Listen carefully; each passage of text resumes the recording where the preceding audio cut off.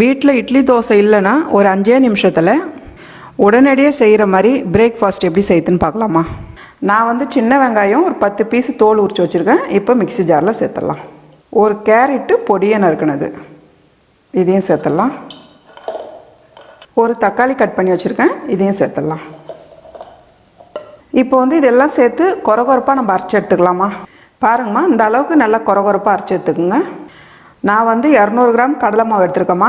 இப்போ வந்து அதை பவுலில் சேர்த்துடலாம். 2 ஸ்பூன் அளவுக்கு அரிசி மாவு, இது ரெண்டும் சேர்த்து நல்லா மிக்ஸ் பண்ணிவிடுங்க. அவ்வளோதான். இப்போ இது கூடவே 1 ஸ்பூன் அளவுக்கு காஷ்மீர் சில்லி பவுடர் சேர்க்க போகிறேன். இது வந்து காரம் ரொம்ப கம்மியாக இருக்கும், அதனால தான் இந்த மிளகாய் தூள் சேர்க்குறோம். 1 ஸ்பூன் மிளகுத்தூள், 1/2 ஸ்பூன் ஜீரகம் சேர்த்துக்கலாம்.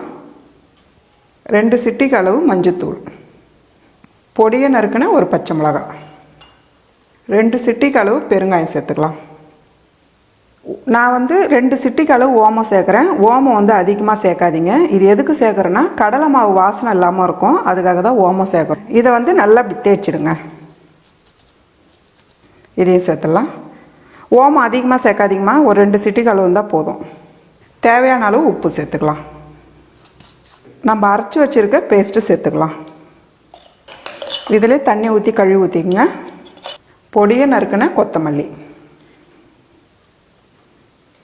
இப்போ வந்து ஃபஸ்ட்டு நல்லா மிக்ஸ் பண்ணிவிடுங்க. டிஃபன் இல்லைன்னு கவலைப்பட வேண்டிய வேலையே இல்லை, இதை உடனே செஞ்சிடலாம். பாருங்கள், இப்போ இந்த அளவுக்கு மிக்ஸ் பண்ணிவிட்டு கொஞ்சம் கொஞ்சமாக தண்ணி சேர்த்துக்கலாம்.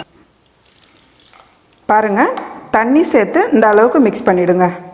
ரொம்ப தண்ணியாக இருக்கக்கூடாது, இந்த அளவு தான் இருக்கணும், கொஞ்சம் கெட்டியாக தான் இருக்கணும். இப்போ அடுப்புக்கு போகலாம். இப்போ வந்து தோசை தவா வச்சுக்கோங்க.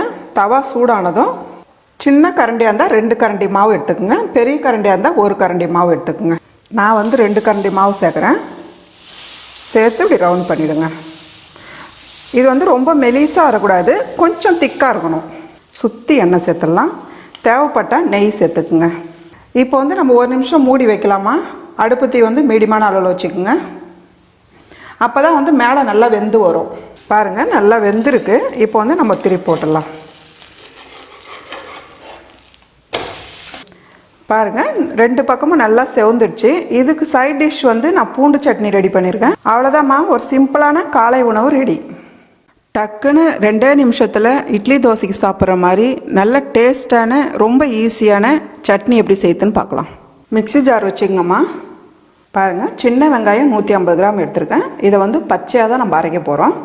இதை சேர்த்துடலாம். இந்த சட்னிக்கு வந்து சின்ன வெங்காயம் எடுத்துக்கோங்கம்மா, ரொம்ப நல்லாயிருக்கும். ஒரு 5 பீஸ் பூண்டு தோல் உரிக்காமல் இது சேர்த்துக்கலாம்.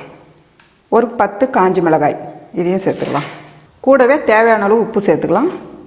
பாருங்கள், கூடவே கொஞ்சமாக தண்ணி சேர்த்து நல்லா கொஞ்சம் கொஞ்சமாக தண்ணி விட்டு அரைச்சிக்கலாம். பாருங்கம்மா, இந்த அளவுக்கு நல்லா நைஸாக அரைச்சி எடுத்துக்குங்க. இந்த சட்னி வந்து நல்லெண்ணெயில் செஞ்சால் தான் பச்சை வாசனை இல்லாமல் இருக்கும். நீங்கள் வந்து அதே போல் நல்லெண்ணெய் வந்து கொஞ்சம் கூடுதலாக எடுத்துக்குங்க. ஒரு 4 ஸ்பூன் அளவுக்கு எண்ணெய்.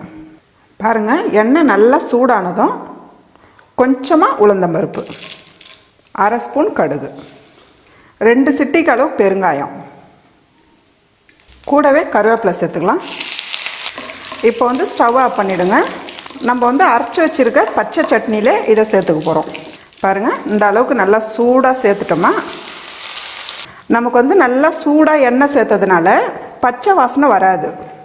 ரொம்ப ஈஸியான ஒரு 2 நிமிஷத்தில் இட்லி தோசைக்கு சட்னி ரெடி.